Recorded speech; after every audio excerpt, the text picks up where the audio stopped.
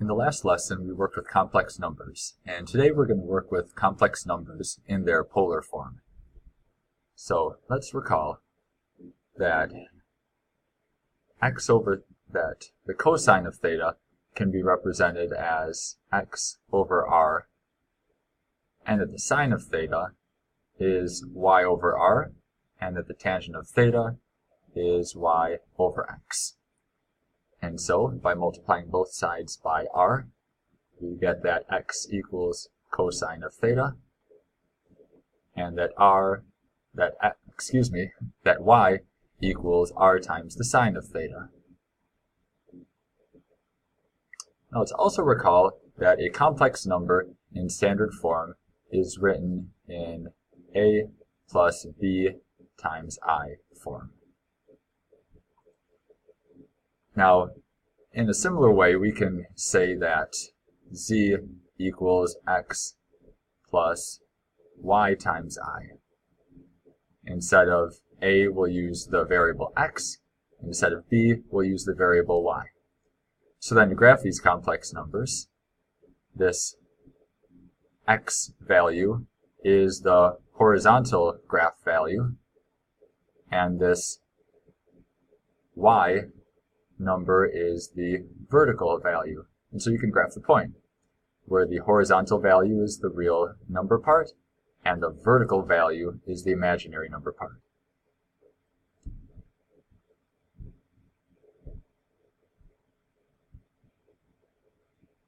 Now, for the polar form of a complex number, we've got two different ways that we can express it. One is using r times e to the I theta power.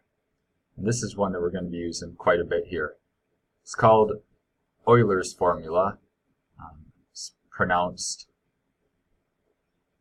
like the former Houston football franchise, the Houston Oilers, but not Euler, as you might think. So, Euler's formula, r times e to the I theta power. So now let's use this to help us write the polar forms for some complex numbers. Alright, so for these four complex numbers, we're going to sketch the graph for each of them, and then we're going to find the value for r and for theta. Alright, so for this first one, 4i, if we wrote that in x plus yi form, we would have 0 plus 4i. So the x goes on the real number line, and this 4 will go on the imaginary number line, this vertical axis here. So we're going to go 0 left or right, and then up 4, and then plot the point. So I'm going to plot each of these.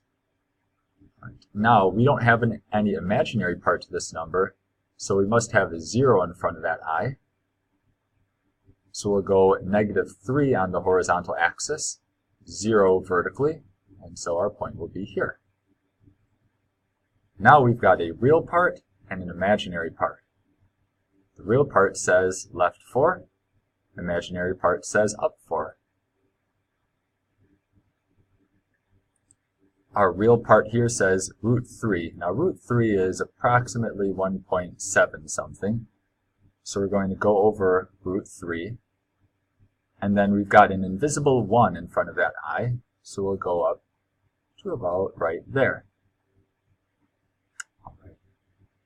Now we're going to find the r value and the theta value. Now let's remember this formula up here. R times e to the I theta power. So, for this first one, what is our r? So, we start from the origin, and we say, how far is our point from the origin? So that's 4 units, so our radius must be 4. Then we need an I up there, times this theta. So then we ask ourselves, what angle does it take to spin from the positive x-axis up to our point? So you can see that would be a 90-degree turn, and so in radians that would be pi over 2. So we would have 4 times e to the I times pi over 2 power, or you would say 4 times e to the pi over 2 I power. Next one. Our radius is going to be 3 for this one, because we're 3 units away from the center. And then our angle is going to be 180 degrees, because that's half of a revolution. 180 degrees in radians is pi. Help me here. There we go. All right, this next one. So the radius is a little more difficult for this one because we're not on an axis. So we need to find this point. How far is it to the origin? Now, using Pythagorean theorem, we would know that this is 4 units, and this distance here is also 4 units. So we would have 4 squared plus 4 squared equals our c squared, our hypotenuse, and that would be 32. And so we would have the square root of 32. Now remember that this 32 has a perfect square factor of 16. So 32 is 16 times 2. The square root of 16 is 4. And the square root of 2 is square root of 2. So this is going to be 4 square root of 2 for our radius. Get that on here. 4 root 2. Now we need an angle here. It's going to be I times our angle. Now our angle, I can figure this out without trig because from the positive axis to the vertical axis, that's going to be 90 degrees. And then I need to add to it what this angle is here.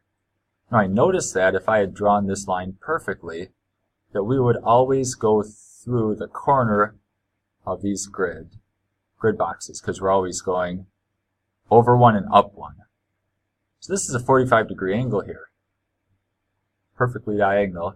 So it would be 90 plus 45, and that would give us 135 degrees, which in radians is 3 pi over 4. So it would be I times our angle 3 pi over 4. For our last one, to find the radius, let me scroll this up a little bit, or the other way.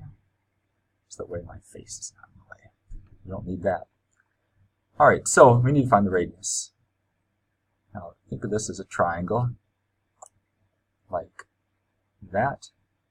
So this triangle is going to have this side length being 1, and this horizontal side length we saw was the square root of 3.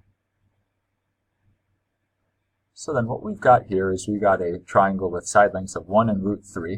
If you use Pythagorean theorem, you'll see that this side length is 2 units. Now that's quite handy because this is one of those 1 root 3 2 triangles. And so I know that this angle right here, it's going to be too hard to write it in there, but that angle right in there is 30 degrees because this is a 30, 60, 90 triangle. And so 30 degrees in radians is pi over 6. And so our radius, we already figured out, was 2 times e to the I times pi over 6 power. Something like that. All right. A couple more.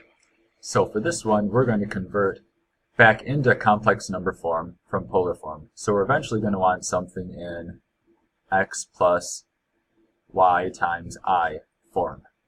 We're not there yet, but we'll get there. In order to get there, let's use the fact that x is r times cosine of theta. Let's also use the fact that y is r times sine of theta.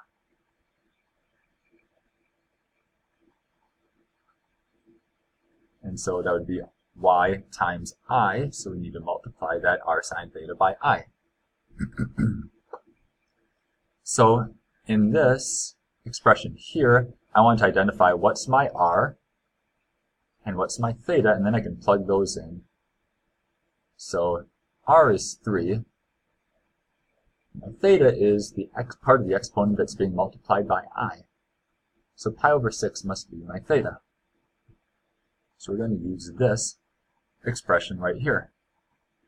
The x component is r times the cosine of theta, which is cosine of pi over 6, plus r times the sine of theta, which should be the sine pi over 6. That's going to be times by I. Alright, so the cosine of pi over 6 is root 3 over 2.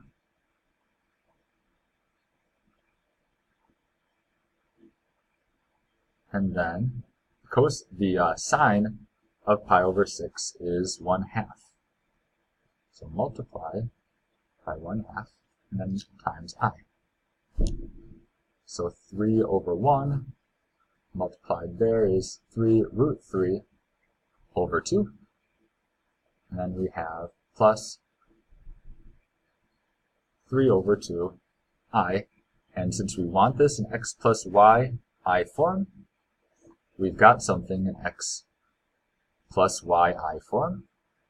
And so we are all set. This last problem says evaluate, meaning find the value of this expression. Now the hint that we're given is to use the answer from above. So where does negative 4 plus 4i appear up above? So I see right here, I've got negative 4 plus 4i equals this expression. Now this looks like kind of a mess, but it's going to simplify down rather nicely.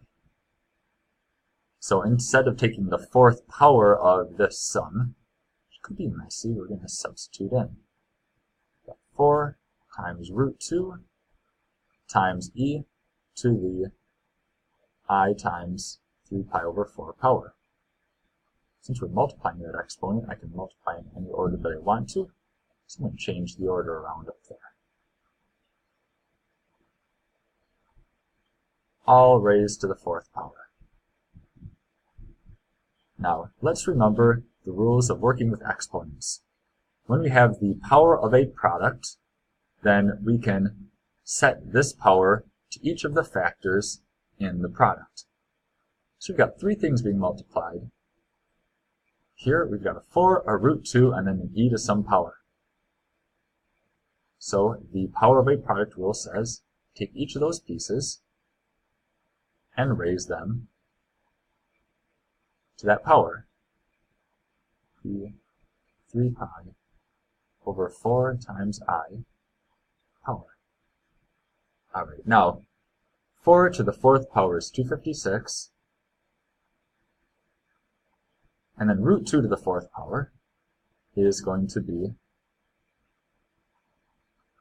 4 times 4, which is 16. Excuse me, that's not correct. Root 2 to the 4th power will be root 2 multiplied 4 times. Root 2 times root 2 is 2. Each of those makes a 2, and multiply those together we get 4. Now we've got this to deal with. So we've got a power of a power. And remember the rule for power of a power is that you multiply the exponents together. So we're going to have an e to a certain power. That's going to be 3 pi over 4i times 4. Divide by 4 and multiply by 4 will cancel, and we're going to have 3 pi I as the exponent here. So this is going to be 1024 times e to the 3 pi I power.